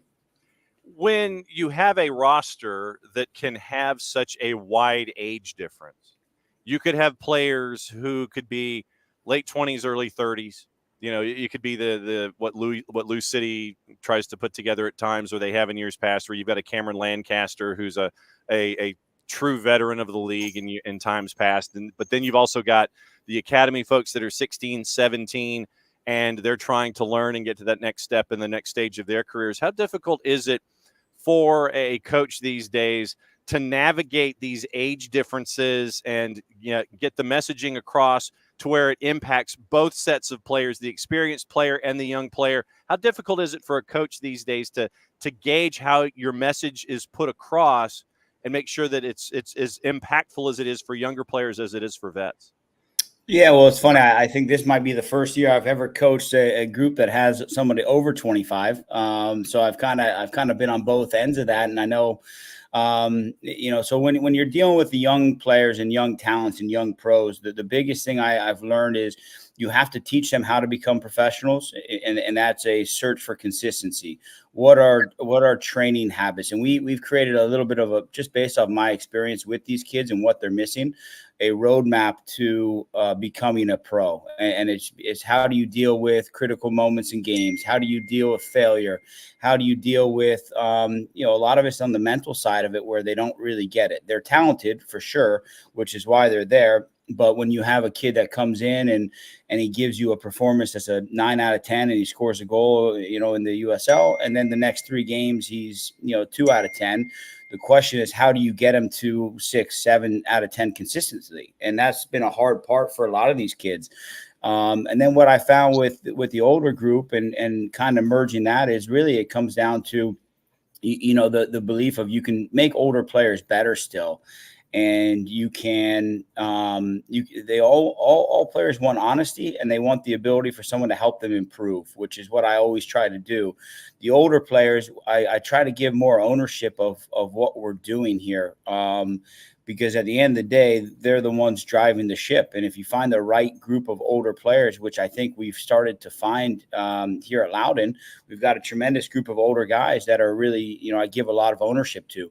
That helps the younger kids so much more, in my experience. If I look back at where Loudon was 3 years ago, and we had, I think, the second youngest team in the world of football, if I would have had 3 29, 20, 30, 31-year-old players to help mentor these players and on the field give them answers and solutions and help them through difficult moments when they're playing Louisville, or Tampa or Pittsburgh, it would have helped their growth even more.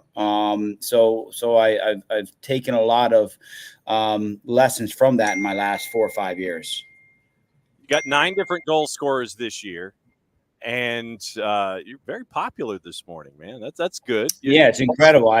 Sorry about that. No, it's all good. It's like, yeah. Man, your phone's blowing up. I'm not taking you away from anything, am I? It's like they're not just like, you got to be speeding right now. Where are you? Not one of those. Yeah. No issues there. You got 9 different goal scorers this year, and you mentioned some of those younger players that were a part of that youngest group ever, I think, in the history of ever. Because I remember seeing Abdelatif Abukura, who, when he was just starting out in the organization, you've got an experienced guy in Florian Velo who's contributing, but you got 9 different goal scorers. Zach Ryan right now at the top of the ladder for you. What's it like to get the kind of output from all of these different places that you're getting so far this year to be above the playoff bar in the Eastern Conference? Yeah, I mean, when we went into the season, we knew it was going to have to be a collective effort. We knew it was going to have to be goals coming from various different players and different positions, and we've gotten just that. And we knew Zach would be at the top.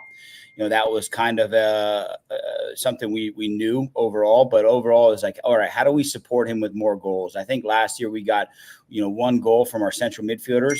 This year already we've got 3, 4, 5. In that moment there. So from my end, it's always been collective with this group. So that's where we've gone. And, it says a lot about the group that we're able to score in so many different ways. When you've got a weekend off, your next match is in the midweek. And so you've got a weekend off. Do you let the players decompress a little bit? Do you taper your schedule? Do you taper the practice schedule? How much of an eye do you still keep on them? Do you want them watching film? Are you watching film? Are you going to the mall? What do you do with an off week, Ken? I wish I had time to golf or go to the mall, but we played this past Saturday, flew back Sunday, and then we were in Monday, Tuesday, Wednesday, and we used it as our kind of training fitness push week. And then we gave them Thursday, Friday off, and then we'll have a 4-day build into Charleston, and then a 2-day build into Pittsburgh on the road. So now it's the next 7 days are, all hands on deck to see what kind of results we can get against 2 of the top teams in the league.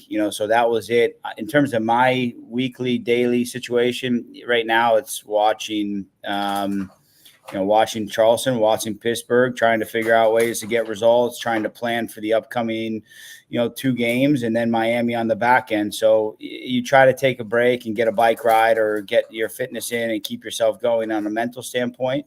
But then it also becomes, it doesn't stop. The preparation, the reflection, that just doesn't stop. Let me ask about what soccer means to the Loudon area. For those of us that may just be able to only watch a game from Segra on however we're watching games and don't get to be there in person and see how the soccer footprint is there in Loudon, how would you best break down what soccer means to that part of the U.S. up there in Virginia, suburban D.C. and Virginia?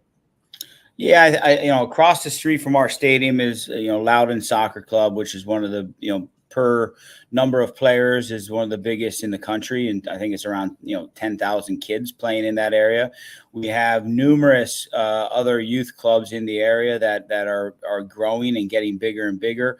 Soccer in this area, in particular, Northern Virginia, has been, one of the biggest, but it's also produced a lot of really talented men and women that have gone on to play in various different top leagues and top colleges around the area. So it means a lot. And I think when you look at, DC United plays at Audi Field, and you got, the Spirit at Audi Field, the new women's pro league team at Audi Field, we are really the only thing in Northern Virginia for soccer and most other professional sports. So, for us, it means a lot, and it means us that, the community is a huge part of everything that we do. And so for us, it's important to try to embrace it and really bring something special and something that people want to watch. I think the access that the players give to the fans is also a really big thing. I think when you come out, you can get autographs, you can meet your favorite players. So it's a fun venue to really watch. I don't love the turf field, and our players don't, but the venue itself is a fun venue to see players up close. And especially when you get to sit on the berm in the end zone in years past, and you get to sit there and be all kinds of crowded and be right there on top of everything. Ryan, thanks for answering the siren call for Maddie and letting us know what's been going on there at Loudoun with you and the growth of Loudoun United. And thanks for coming on the morning show as you're in the middle of this big rush getting ready for the matchup against Charleston coming up in the midweek. Thanks for coming by. We really appreciate it. Thanks for everything that you've done for us on a bunch of different levels here at SDH on the network. Be safe, be well, and may your phone calm down and not ding so much. Moments of peace.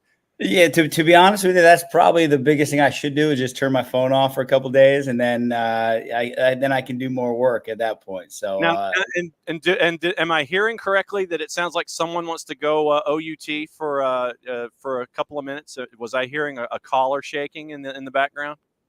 Oh yeah, I've got a dog that's floating around here, running around. So we are a dog friendly network. That's why I was asking. Yeah, I've got a 13.6 pound Pekingese poodle that my wife and I rescued, and he's a lot of energy, but he keeps us going. So that's on the agenda today at some point as well. What's the name? Benji. Okay, because we have here in the house, the boss has a 14-pound Peak as well, who is Rowdy, and the initial name was we decided to do that for irony, but then once he figured out that he actually could have a personality and that was allowed, it actually has fit him more. So from those of us here at Office HD and Rowdy to Benji and all of the Martins, thanks for coming by on the morning show. Good luck good luck early next week. Thanks for hanging out with Maddie. We'll catch up with you soon, my friend. John, appreciate it. All right, that's Ryan Martin. He's the head coach at Loudoun and director of player personnel at DC United. Great to catch up with him. If you missed the feature that Maddie did with him, you can go to soccerdownhere.net. You can catch up with him and find out what's been going on with them and at Loudoun and with him and his multiple gigs and how he's trying to keep everything locked in place. But Loudoun United, unbeaten in 5, but they are in a fight right now in USL Championship. You have a good week in the East in USL Championship, you get north of the playoff bar. Here's what I was breaking down, because Lou City and Charleston right now, they're in the league group. 38 points in 37. And to Ryan's point, he was discussing what's been going on with the East. Danny Cruz and Ben Pierman, 38 points in 37. Then you've got a little bit of separation. Tampa Bay and Indy 11. And we know about Indy 11 here in this footprint. Tampa Bay with Neil Collins. We know what's been going on with them and how their line of coaches has grown and the experience that they bring in on the touchline there in Tampa Bay. Then the fun starts in the East. Birmingham at 27 points. And we know about Tom Sohn. Detroit City at 27 points. They have 3 matches in hand. 3 matches in hand. And Loudoun right now at 7, 6, and 5. They're at 26 points. They have a match in hand with Birmingham, so they can move over Birmingham. But right now, Birmingham's played 19 matches, tied for the most in the Eastern Conference.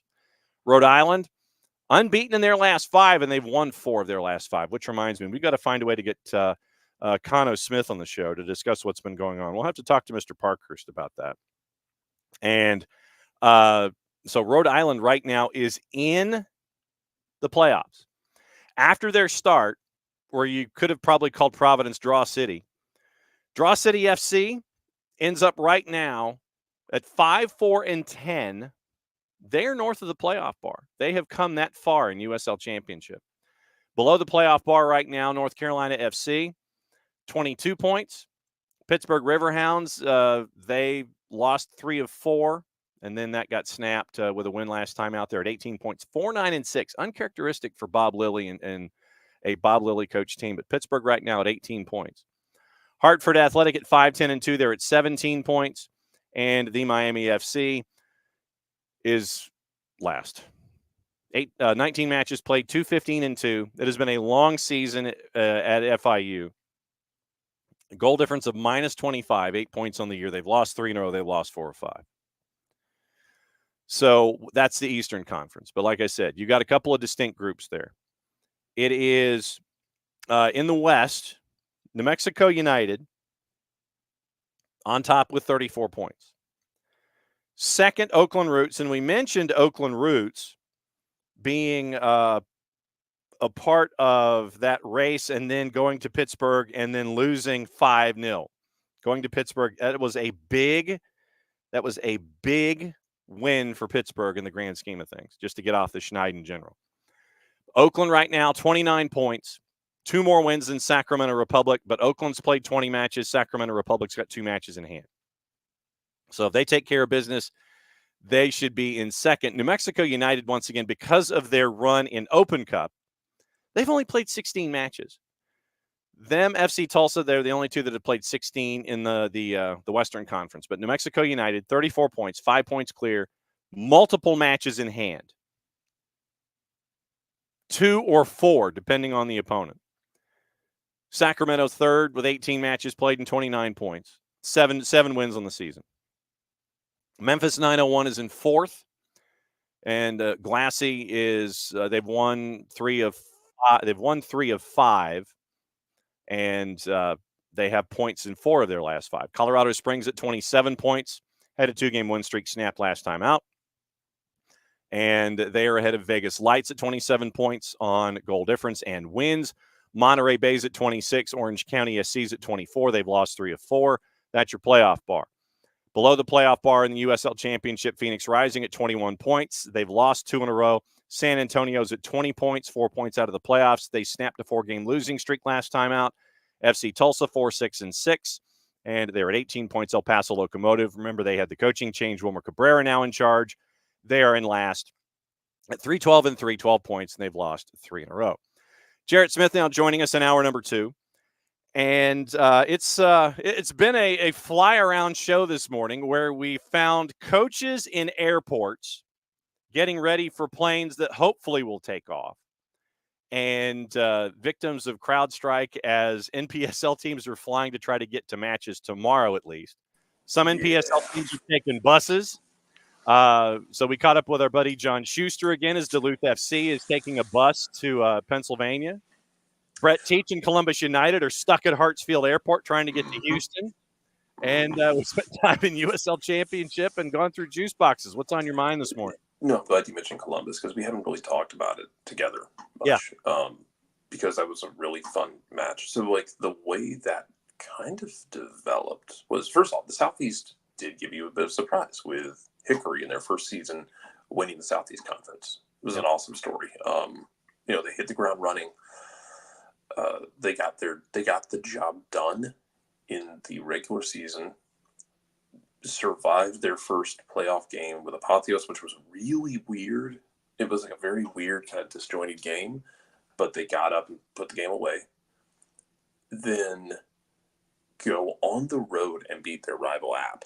Mm-hmm. And then the storybook ends, but it's Columbus United's storybook now. They're the ones that now have grabbed the storybook. I've talked to Johnny Mercado about this. I've talked to leadership at Apotheos about this. is that, yeah, like a lot of times you want to travel, even if it's a local game, even if like, because I know Apotheos did this, even if it was like just going to North Carolina for a game, you'd rather get there a day early and get settled as opposed to traveling day of. Yeah, this is going to be interesting now because now nobody really can go anywhere except hop on a bus and pray. It's a very weird situation. No gold star for CrowdStrike today. No. Yeah, not a great thing. But yeah, like I know everybody's trying to travel and get themselves situated, and IT people all over the place are basically like the SpongeBob meme of like SpongeBob's brain, where where like the mini versions of himself are running around and everything's on fire. It's basically that. Yeah. So that's the fun part of all of this. So we actually do, thanks to BAM and thanks to the beauty of thanks to the beauty of press releases. We do have a little piece of news from our friends out at RSL.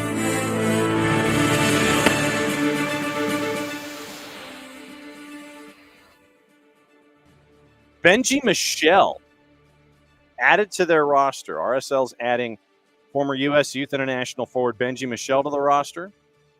Former Purple winger and University of Portland pilot returns to MLS, available for selection Saturday. Now returns stateside after 2 years with Arouca in Portugal. RSL acquired Michelle's MLS right of first refusal from Orlando City in exchange for the better 2025 second round MLS Super Draft selection and $50,000 in 2026 GAM. If performance-based metrics are achieved, RSL has guaranteed Michelle through the end of the ongoing 24. Club options for both 25 and 26. 26 years old. Paragraph from Benji Michelle. 2 paragraphs from Benji Michelle. He's going to wear number 28 in RSL. A couple of other paragraphs about his information. And so Benji Michelle, 26 years old, for the Orlando City's right of first refusal in exchange for the higher 2025 second round MLS Super Draft pick and $50,000 in 2026 GAM if performance metrics are made. So basically, not a whole lot to get dibs on Benji Michelle, but Benji Michelle is now being added to RSL, and with the current situation involving another one of their forwards, you need all the forwards I think that you can get. So Benji Michelle comes from Portugal via the Purple team via Portugal to be a part of RSL now. So they get to add that piece of firepower. So broken news this morning. And there was some talk. I think they technically didn't hit like late last night. Yeah, RSL put out the release at 10 o'clock this morning Eastern time. So. Okay, yeah, I mean, I think it was like reported late last night, but yeah, just what they need, more attacking talent. RSL already is possibly the best team in the West. Yep. Also, this morning, the questions have been in the Twitch pitch about Pedro Amador, and I believe that he would be available for selection. I would not necessarily see him starting unless he has been gangbusters, but Pedro Amador, as of yesterday, should be available for selection. My guess is that it would be a cameo, probably second half, just to get the engine warm and to get him acquainted and acclimated with what's going on involving an Atlanta United match itself. This will be interesting with Columbus coming to town, and we talked about the standings and Columbus needing to keep the pace, even though they have 2 matches in hand. Those haven't been offset yet. But the Columbus lineup should be interesting coming into town after what went on in the midweek. And for Atlanta United, they are an underdog, understandably so, with Columbus coming to town. What are you looking at when it comes to Atlanta United and Columbus tomorrow night? You can't have it. Columbus is an absolute monster of a team. And look, you had 2 matches this week. The first match was the one where you were more likely to get something out of it.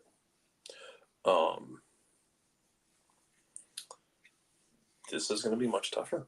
And it makes it even worse that you dropped those points with a 2-goal lead against New York City. And yeah, I'm still pissed about it personally. Well, no, you're yes, not the only one. You had a 2-goal lead. You scored in the first 20 seconds. Yeah. And then you gave it away with a bad giveaway and then a questionable penalty. Like that, but looking ahead, you had this match before Leagues Cup. Yep. This was the game where, like, okay, well, yeah, you might get something. Yeah. Your home form has been better. Like, it's stabilized. You're not dropping. You're not on a 5-game losing streak at home anymore. But I'm not joking. Like, it's that the further you get from the NYC game, the more annoying it is. And the players felt it too in the locker room. They were pissed. And of course they would be. Yeah. And that's the one thing that we haven't had the opportunity to discuss, was that you and Maddie had the chance to go into the locker room after the match. Nobody wanted to talk. Yeah. Like a couple of guys talked, because it's kind of the thing where somebody has to. So a couple of guys did, but yeah, nobody wanted to talk about it because they were mad too. I mean, I know we don't talk about looking ahead, but it's Columbus coming in. Mm-hmm. Columbus has been a problem. Columbus has been kind of weird in that they've had a couple games where I thought they kind of, for lack of a better word, almost played down to who they were playing. Yeah. And it's not, I don't mean that in like the condescending. Yeah, the pejorative sense, no. Yeah. Because like they'll still go out there and pummel somebody. But like, they basically dismembered LAFC. They got up for that one and dismembered them. But the Orlando game this midweek, Charlotte game, like Charlotte gave them all they could handle. Charlotte pulls the draw late. Yep. But Charlotte gave them all they could handle. You're going to need huge performances from everybody. It's going to be tough. Mm-hmm. Like, it's just what it is, man. Lineup for Columbus last time out. Nicholas Hagen got the start in net because of Schulte and Olympic duty. Back three listed as Morera, Camacho, and Malte Amundsen. 4 in the midfield, Arfston and Farsi on the edges, Sean Zawadzki and Driver, who I believe just recently celebrated a birthday. Darlington Nagbe wore the captain's armband. And then your 3 up top, Christian Ramirez, Cucho Hernandez, Diego Rossi. And Cucho got the goal in the 31st. Then it was Ajimong scoring in the 83rd to get the equalizer for the 1-1 draw. Subs that were used, Yaw Yaboa came in with 10 minutes to go to sub for Arfston. Alexandru Matan came in with 10 to go to sub out for C-Ram. And then Jason Russell-Rowe had a cup of coffee for Sean Zawadzki. Unused subs to just kind of keep an eye on for possible roster rotation on the weekend. Derek Jones, Cole Moroka, William Sands, Yevon Shaberko, and Cole Johnson for Columbus. So Columbus went with a bit of a shorter bench than what you might be used to in a home match situation. So he didn't use 4. Jason Russell-Rowe had a cup of coffee. 2 players came in a double switch with 10 minutes to go, Yaboa and Matan, Arfston and Ramirez. And then everybody else played the full 90 because you had a 1-goal lead and you were trying to sit on it and come out of there with full points. But Hagen, Morera, Camacho, Amundsen, Farsi, Zawadzki, Nagbe, Arfston, Ramirez, C-Ram, Cucho Hernandez, and Diego Rossi. And that was the lineup that Columbus trotted out against Charlotte for the 1-1 draw on the weekend. For Atlanta United, the roster that was there for Atlanta United, it was Brad in net. It was 4 at the back, Brooks, Derek, Luis Abram, Ronald Hernandez. Midfield 3, Bartosz Slisz, Dax McCarty, Tristan Muyumba. And then up top, it was Saba, Daniel Rios, and Shande Silva to start. Substitutes, Jamal came in with about 20 to go, and he subbed in for Rios. Jay Fortune came in for 15, subbing for Tristan. And then Luke Brennan came in for 15, subbing for Saba, and picked up the yellow card. Sure. Then your subs were Matt Edwards, Nick Firmino, Efren Morales, Tyler Wolf, that did not play in the match against NYC. So looking at lineup versus availability, are you looking at the flipping of, say, a Jay and a Dax from what happened in the midweek and rolling that over into Jay starting and Dax coming in to relieve? How are you looking? If Dax can give you minutes. again, Dax is 37, 38. Yeah. Just doesn't have the legs they used to have. Not like not a shot at Dax. He can't. It's because of not just the fact that it's a 2-game match week, but you've been doing this for a month plus now. It's asking him to do that was tough. You go back to 5 at the back and 2 in the middle like you had been before, and maybe it's Bartek and Jay, or Bartek and Tristan, or Tristan and Jay, however you want to piece it together. Maybe you do that. I don't know. And I say I don't know. One of the reasons I think you went to 4, aside from many matchup reasons, is the fact that you were missing center backs. Correct. Miss Dion will be back in the fold, so maybe you go back to 3. That's true. But Noah's with the U20s, so you are missing guys. And if you ran all of your center backs out there with 3 center backs, you were to a point there where you really didn't have a defensive option on the bench, and you wanted to have that. So maybe you go with the same thing again. Maybe you go to 2 center backs with guys on the bench who can be options to come in and shore things up if you need it. I mean, maybe that's what you do. Maybe that's what you look for building out. Yeah, and then also getting help from a 6 and having that as a de facto third center back in a situation like this, where you have somebody playing a little closer to home, and then waiting for those opportunities to jump into play, but not making it part of your checklist that, I must immediately do this, but it's more making sure that you've got help and having that the 6 be your defensive midfielder being a de facto center back and drifting back to help out against that offense that, that could be some combination once again of C-Ram, Matan, Diego Rossi and Cucho Hernandez. And so it's going to be a pain he has to deal with, which is why you needed to win the midweek when you were in the position you were in, because it's a tough win today. It's a tough win to go to right now. It's going to be hard. It's going to be a brutal game. Yep. And the schedule doesn't stop. Like, let's click clack. Yeah. With the incredibly loud keyboard. So the good news is you have almost a week off after this. You can play again next Friday with DC. What a blessing. Thanks, MLS. 6 days off after suicide cannonball runs. Yes. And then you have those 2 games with DC and then Santos. And then if you advance through League Cup, then you'll keep playing. Otherwise, then you have a break till LA Galaxy, where you're looking at situations there where you might see names pop up more and more often for the guys to come in, because they still have to go through visa processes. Yeah, that's the other element in all of this, is that the visa is not something that you can go to the cigarette machine, throw in $2.50 worth of quarters and get one. Yeah, you have to go through the government visa process. The good news is if you get all that done in the next week or 2, let's see, the next game's on the 24th.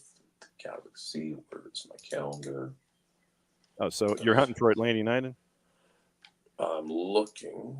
It is. So yeah, I mean, if you, as the rumors start flying, there's a good chance you would have guys, if you brought someone in the next few weeks, that you would have, the next week or 2, that you would have them available for the Galaxy match for the stretch run. But yeah, man, this is a tough road to end things on, and you're going to push everything you can into this Columbus game. Yep, because you've got that week off, and it is a match. It's going to be tough. Yeah, it is. This is why it was so maddening to not get points out of NYC, because you knew you have a tough game tomorrow. Yeah, and you could take 3 points off of Columbus. Absolutely. It's foolhardy to try and predict MLS at any given moment. Yes, it was a fool's errand. Yes, absolutely true. So basically, whatever I say when we discuss what's going on with juice boxes, if you hear a prediction come out of my mouth, go the other way, because 10 times out of 9, whatever I say, it ends up being 180% wrong. And so if I'm saying, if I personally sit there and say, if I venture an idea of, well, hey, this one looks like it could be a shootout, odds are it's probably going to be a 1-0 thriller. or just something that's going to make paint dry. So whatever I say when it comes to predictions, and this is turned into almost being the insert your God's here honest truth. I'm about 180% wrong about how things actually do go in any sport.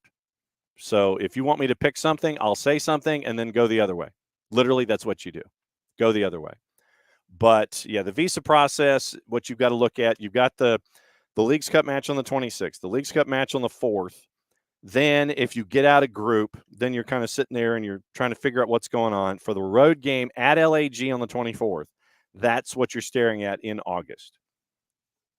In August 24th at LAG. That is your next league game.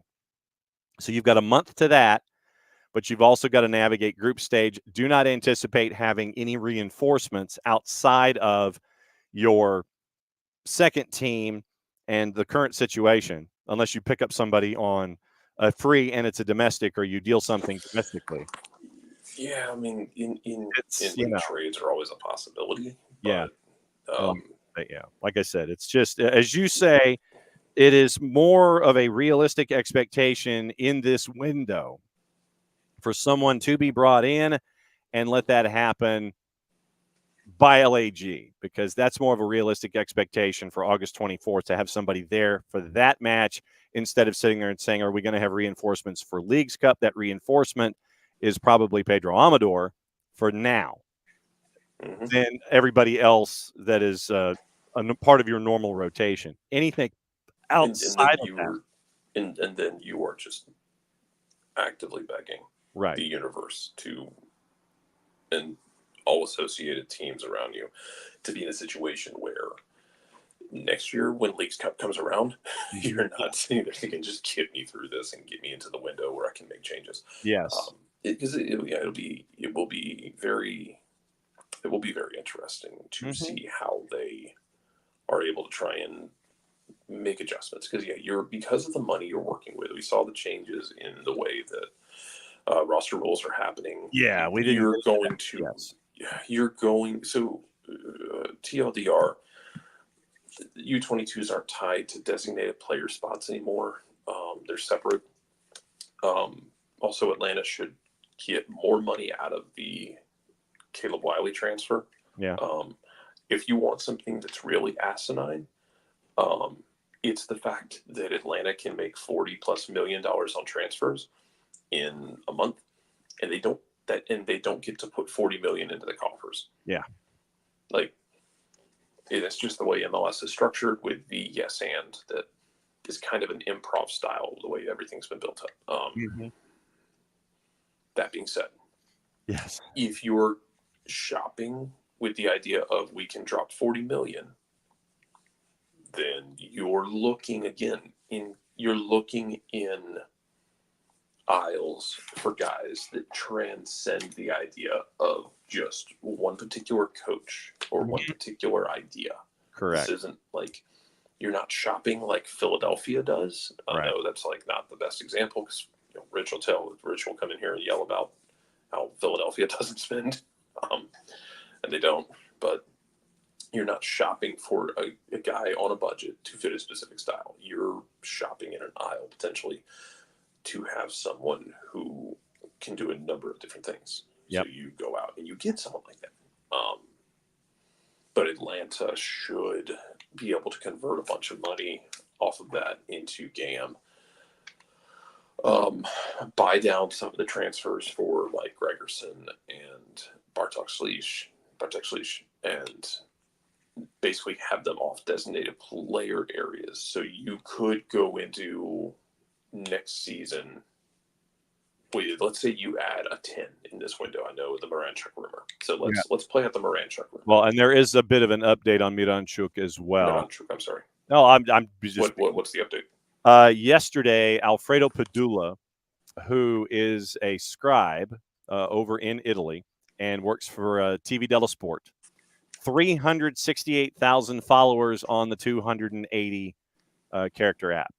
Yesterday, article posted, insider, and this is Google translated. Insider tip: Miranchuk skips friendly. Atlanta is pressuring. That's the headline.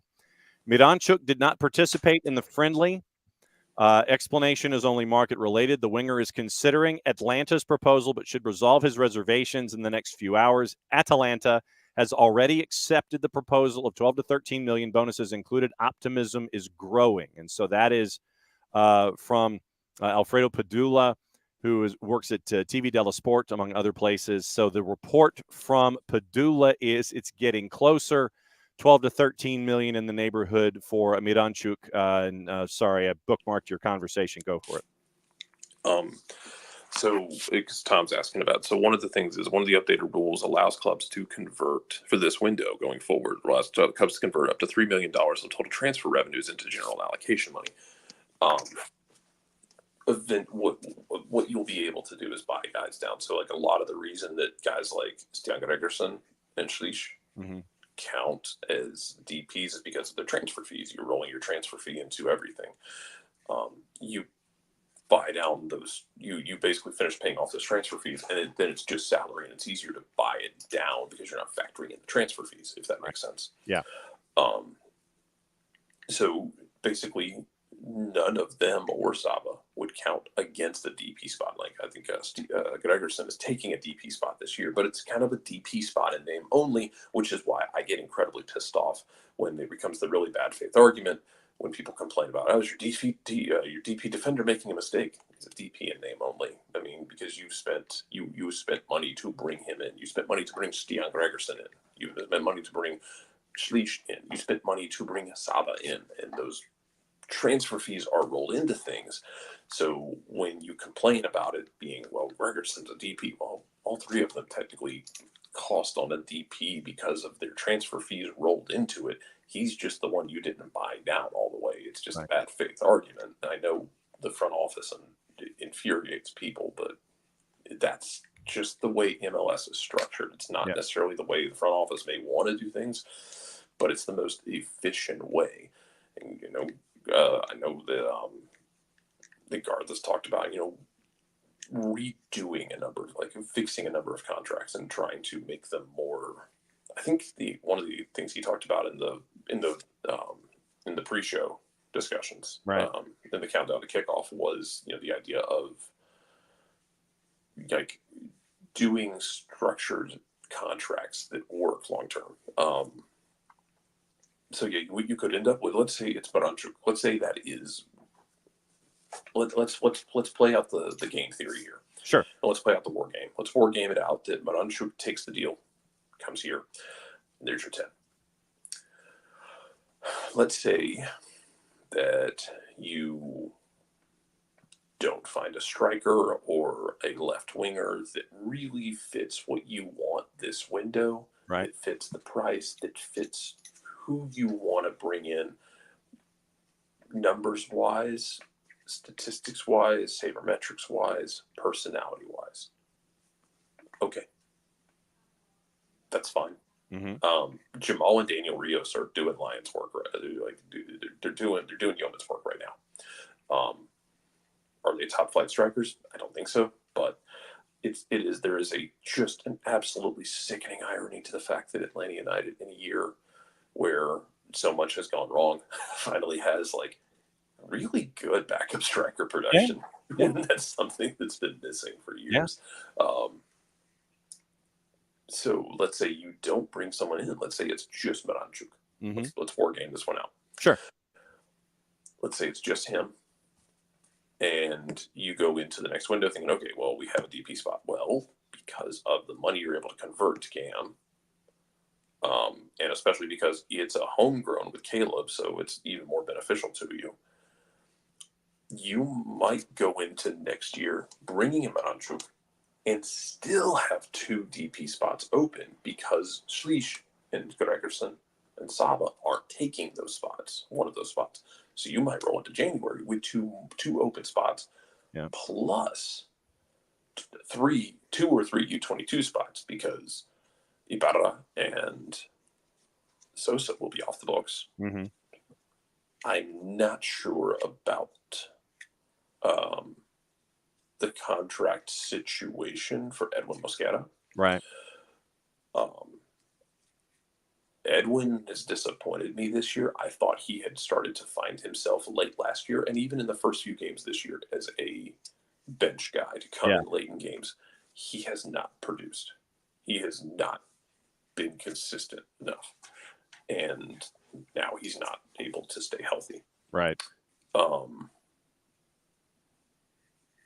the bottom line is you might not bring him back. So you might end up with 3 U22 spots as well. Right. There's going to be a lot of open space and money, and open space in areas where money isn't really an object. Yeah. So, and you can go salary's not an object. So and you can go 3-3, or you can go 2-4. And you get finish up. That's a good point. Go for it. If you can go 3-3, you can go 3 DPs and 3 U22s, or you can go 2 DPs and 4 U22s. And if you choose to go 2-4, you can get up to an additional $2 million added in Garber bucks if you choose that path. And to Tom's question, because I and thank you for asking it, Tom, because I know it's MLS, man. It's confusing. MLS likes to make things so confusing and difficult. It's just mind blowing. And take care, Bam. Yes. Olympics are coming up. Let's have fun with that. Yes. And then I'll tentatively start planning my trip for the next Ashes. Yes. And come down to Australia for the Ashes, right. Where we watch England once again fail to capture the Ashes. Mm-hmm. Because basketball. I hope they still keep basketball by then. It's very funny watching them be sad. English are having a really bad run of it. Yeah. Yes. And the Garber bucks, if you choose the 2 plus at the 2 and the 4 instead of the 3 and the 3, you can buy down a player's salary budget charge, sign new players, re-sign an existing player, offset acquisitions, and more. So, I think you choose the 2 and 4 instead of the 3 and 3. If you do 2 and 4, it's 2 designated players for U22 initiatives. And once again, we're just building rules upon rules, and I think it's exhausting. So, to Emilio's question, do you want U22s to be serviceable or people move for profit? ¿Por qué no los dos? Yeah. But looking at the Maranchuk move, it's the kind of move that Garth would have made in Seattle. And I think I am, this is an op-ed. I'm not speaking for the team. Sure. I want to preface that very clearly.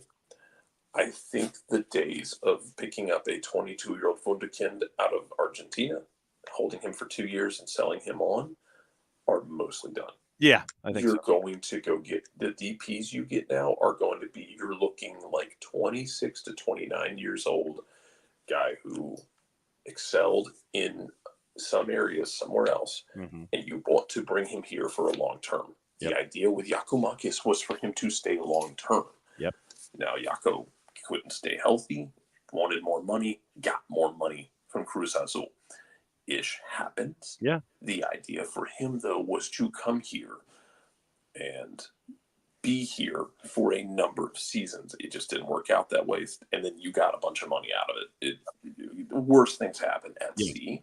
Correct. But I think those U22 spots though are where you would be looking for guys who you're either taking a flyer on, like some of those guys who have like middling floor but very, very high ceiling if you can unlock them. Yeah. And then those might be the guys you move on for profit. But the raw DP spots, I think you're going to see more of 26, 28, 29-year-old guys to come in and be key cogs and be leaders, really. Yep. And what you need right now is you're going to need more leadership because Brad, the sun is setting on Brad's career, as good as he has been. And as much of a leader as he has been. And it's going to be, you're going to need more guys who can come in and be that. And so, like backtracking. So Tom's other question, we're sure we're going to have another DP open by the winter window. Like you have 2 right now. Like I said, we can war game out Maranchuk because that rumor is really heavy at this point. Right. That would be one of them gone. You would still have an open DP spot. And then it gets into, I think versus what I we can use our therapy words. I feel I know. I don't know what they'll do. Yeah. I feel like that Miranchuk thing, just because there's so much smoke at this point, I feel like you're just waiting for him to agree to it. Yeah. I think you will try and fill that second spot in this window. But I also feel like if you don't find the right guy at the right price, the right personality, that there are worse things than waiting to January. It just depends on what's available right now. You'll make the managing decisions as well, but because of these rule changes and because as much money as you'll be able to convert, you should be able to go into that with another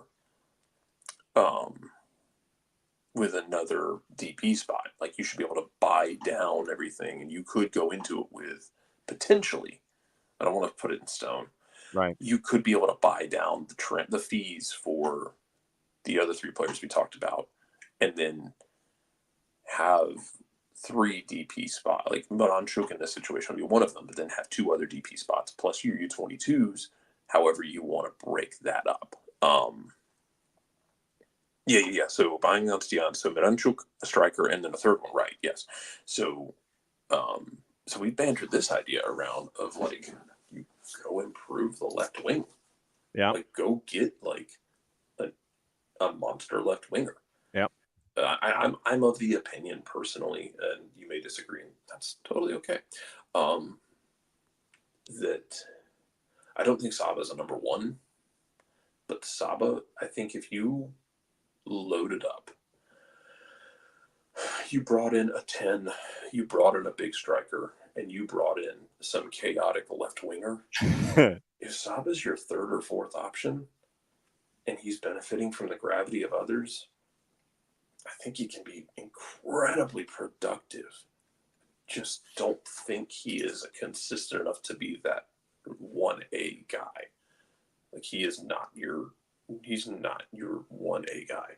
Mm-hmm. He is a guy who can, in games, take over games on the right night. Like, you can have the Miami game where he's just a monster. Right. And he's hitting on all cylinders. But he's that guy. I think that if you don't need him to be just A1 every time out, yeah, he can be an absolutely wonderful piece. And yeah, he got his goal last time cleaning up. I think you need more consistency on that left wing anyway. Like, Shande was good the other night, but Shande's been disappointing this year. And you expected more out of him after what he showed you in flashes last year. Yeah. So yeah, you could have a lot to work with, and I think I would imagine they look at another attacker this window because you have 2 DP spots. Right. Cristaldo update, by the way, and once again, this is just a Cristaldo report out of Gremio. One of the Gremio following outlets. Basically, it's Soccer News Gremio. So however you want to phrase them, they follow Gremio and they report Gremio things. In recent weeks, Franco Cristaldo received a survey. This is translated. Received a survey from Atlanta United. Argentina currently receives US $63,000 a month. So 63,000 a month. Yeah, so his salary translated out at Gremio is 630, so $750,000 a year for Franco Cristaldo. Yeah. He is so he is also asking for an increase in his salary at Gremio, according to local. Technically, it's tammable too. Yeah. So so $750 a year is what Franco Cristaldo is making at Gremio. He is literally an attacking midfielder. So can you get Miranchuk before you could get a Cristaldo? Cristaldo's contract with Gremio. Pretty sure Cristaldo plays as a 10, right? Yeah, the main position, attacking midfielder. He can also play a central midfielder or a second striker. Yeah, do similar things. Yeah. So No, I was just going to say right now, Cristaldo's contract goes until the end of the calendar year of 26. So that's the first thing. His contract goes for another year and a half. Okay. I mean, you would sign anybody you bring into a new contract, so whatever. Yeah. A lot of the Cristaldo thing, personally, I took as he wants more money from Gremio. Yeah. His agent decided, like I said, I want more money. We want more money from Gremio. Yeah. And either reached out to clubs or clubs were like, yeah, we'll talk to you. Mm-hmm. Let's see. And it just puts more money. It just puts more pressure on a guy, on a club to try and figure out the financial situation, a la a Giacomakis. Yeah. So I don't know what you would have in the way of actual pressure there. We'll see. Right. I again, it's until we get one of the tier ones. Yeah. In Argentina talking about it, I'm just kind of looking at it with a wayward eye.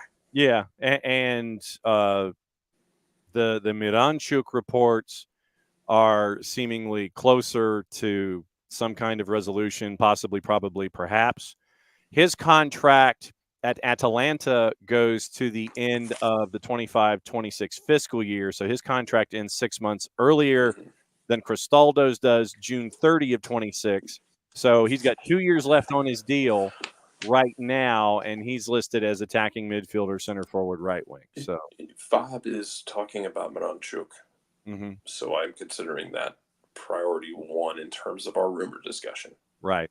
The Cristaldo thing got put out by God knows who. Yeah. So I'm not considering that to be a tier one right now. Like, that's just where I am with it. Like, you want to talk about it, that's fine, but I'm not going to talk about it super seriously until we get something more concrete out of it. To Emilio's question, would Saba be considered a starter or super sub? I think but I'm fine with Saba starting on the right wing, but just not your primary attack threat. Yeah. To not driving everything through Saba, having more productive and explosive players around him so that the onus is not on him. Right. Being the Chris Bosh on this team mm-hmm. and not having to be the LeBron James on this team. Right. If that makes sense. Oh, it does. Absolutely. So, John Schuster emailed us back, by the way, and he was asked if he was a fan of Trampled by Turtles. He says, casually, but in this town, meaning Duluth, those guys are kings. They do things like pop-up concerts for free at the place pub that they started. Amazing ambassadors to music in this community, and Shuey is more of a country guy. So that was inquiring minds. I don't know if getting both Cristaldo and Miranchuk is practical.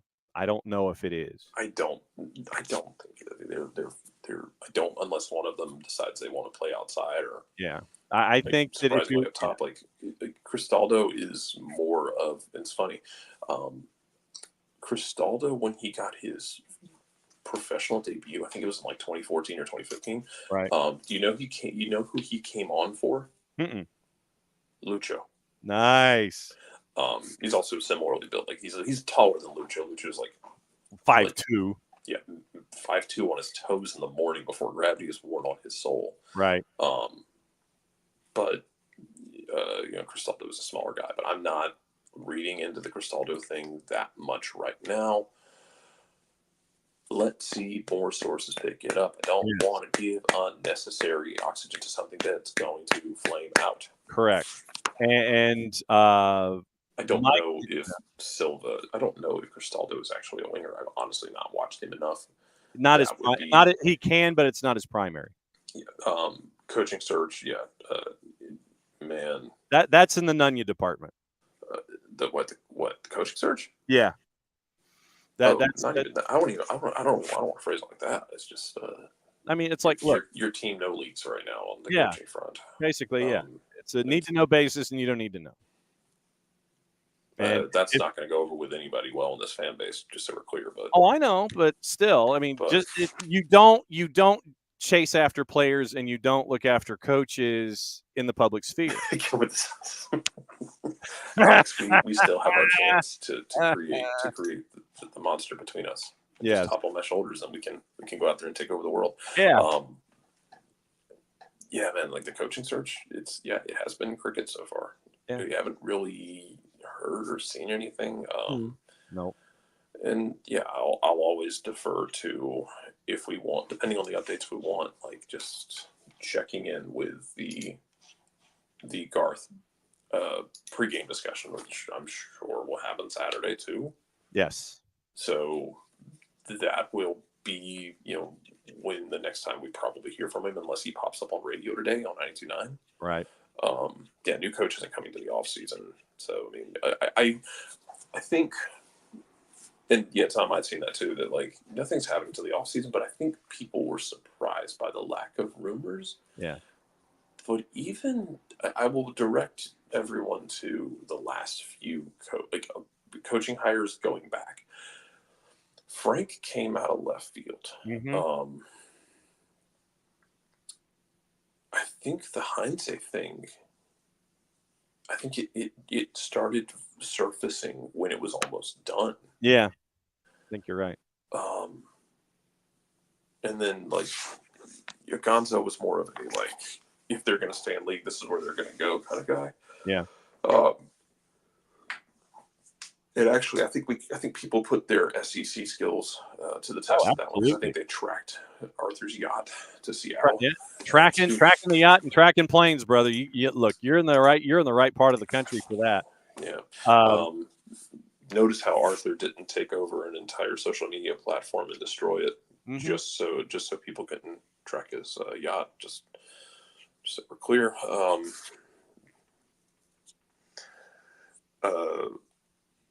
National team coach. That's all. Vieira. I saw that. Vieira would have been an interesting one, dude. Vieira would be interesting here. Like but it would be. It's very weird because like I thought he was good at NYC, right? And then it's just like he made the jump to Europe and it just didn't work. Right. I don't know if it was weird places he went to, or what. Yeah. Has not worked at all. Right. So I'd be very interested to see. Yes. How that goes. Yep. Let's see. A couple of other things before we get out of here. Como is confirmed, says Fabregas is their new manager. Murata has moved over to AC Milan for $13 million, and it looks like virtual offside lines will be used in Leagues Cup. No word if it's coming full time. And let's see. I'm trying to think of what else is going on. Tony and Ross are going to be calling the match this weekend. And, CBS Sports and Serie A have renewed their media rights deal, multi-year agreement. And they also picked up the EFL from the four letters. So Paramount Plus adding more soccer to all their stuff. Yes? Doug is saying that the Leagues Cup will use virtual offside technology. Yes, that is true. All right. We'll like keep are we talking like semi-automated? Like, yep, no worries. But so there you go. All right. So USA Jamaica 10 o'clock tonight on FS2, the U20 championships. Keep an eye on that, USA and Jamaica. Anything else before we get out of here? Because we got to catch up with Steve Cook and get ready for our broadcast on Sunday afternoon. No, not really. Keep an eye on NPSL, because NPSL should be done. Beautiful Columbus is still alive. Going out to Texas. Yep, that's true. So we'll keep an eye on that. Thanks to everybody who hopped in on short order. Brett Teach, John Schuster, Ryan Martin from Loudon United, Jared, as always, for dropping in, and for all of you guys for doing so. And don't forget, Crown Legacy, 5 o'clock Sunday afternoon, involving Atlanta United 2 here in the SDH Network, soccerdownhere.mixlr.com. We'll see you Saturday at Mercedes-Benz with Atlanta United and Columbus Crew, 6:30 pregame, 7:40 kick, full postgame show after. For Jarrett, I'm John. I don't know if I can whistle my way out of here. We're just going to end it. There you go, brother. We'll see you in a little less than a little bit, but we'll obviously be back with the show on Monday. Mucha Platiel played safe, and we're out. We'll see you later.